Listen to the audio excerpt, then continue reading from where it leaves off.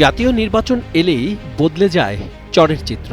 ভোটে জয় পেতে প্রার্থীদের পক্ষ থেকে দেয়া হয় উন্নয়নের নানা প্রতিশ্রুতি, কিন্তু এই প্রতিশ্রুতি কতটা পরিবর্তন আনে চরের মানুষের জীবনে? নির্বাচনে ইশতেহার বা প্রতিশ্রুতির বিপরীতে এই দেশ এখনো বৈষম্যের এক দীর্ঘ মহাসড়কে, আর এই চরের মানুষের জীবনে ইশতেহার এখন ধুধু বালুচরের মতোই। ভবিষ্যৎ হোক নিরাপদ, বিনিয়োগ হোক বিশ্বস্ত, আর আমার পছন্দ সল্ট বে। ওয়েলকাম টু সল্ট বে। সরকার যায়, সরকার আসে, কিন্তু প্রতিশ্রুতি আটকে থাকে কাগজের মধ্যেই। নতুন সরকার আসলে তাদের বসত ঘরটা থাকবে কিনা সেই অনিশ্চয়তা এখন মোচড় দিয়ে ওঠে তাদের ভেতরে। চরের দিন এনে দিন খাওয়া এই মানুষরা চান জীবিকা সহ 3 বেলা খেয়ে পড়ে বেঁচে থাকার নিশ্চয়তা। এই যে নদীর পার আমরা বসবাস করি, নির্বাচনের আগে মানুষের কত আশ্বাস দেয় আমরা পূর্ণ আবাসন করে দিবে, কিন্তু এই বলেই যায় আর কেউ কইরা দেয় না। এখানে 3টা-4টা যুগ গেছে গা, এই এক সরকার যায় আরেক সরকার আসে, এই হুমকি জুমকির ভিতরে থাকি ভাঙ্গা দিবে, ও আবার নির্বাচন সামনে আসে, পূর্ণ আবাসন করে দেওয়া হবে, পরে আর এটা পাই না এমন পরিচিত। আর এমনি হয় বাড়ি বাড়ি ঘরে ঘরে মা বুট দিয়ে যায়, বুট দিন যে পাওয়া ধরি হাত ধরি এবার কয়ে যায়, কিন্তু পরে দেখা গেছে ভোট দিয়ে হারলে হেরা যখন ফাঁস হয়ে যায় ভূগোল যখন যায় বা তুফান এলে বৃষ্টি এলে ঘরে যা পানি আই, ঘরে বৃষ্টি ভিজা কাগজ ভিজা যা থাকতে পারি না, অনেক কষ্ট হয়। কিন্তু আমাদের একটা ঘরের ব্যবস্থা হলে সকলে তাহলে একটু ভালো।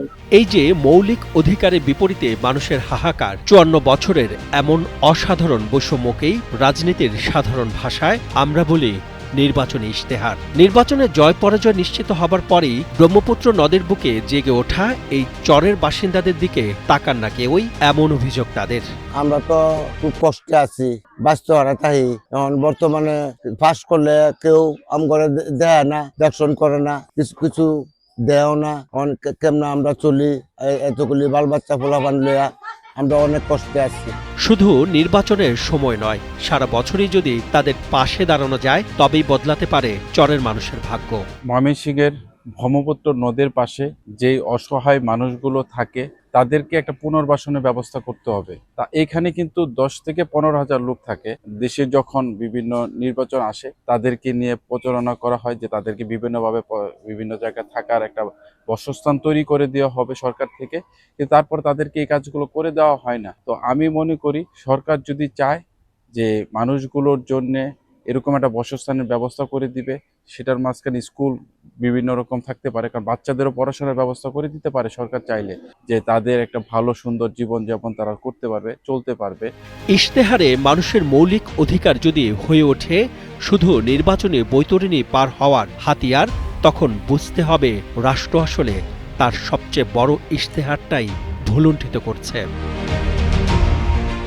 নদীর সঙ্গে যুদ্ধ করে বেঁচে থাকা মানুষগুলো ইশতেহারের কাগজে বয়ান চান না, তারা দেখতে চান প্রতিশ্রুতির বাস্তবায়ন।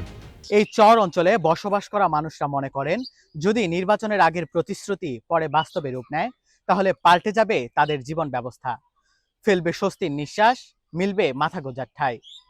ময়মনসিংহ থেকে আলাদিন সানি, কালের কণ্ঠ।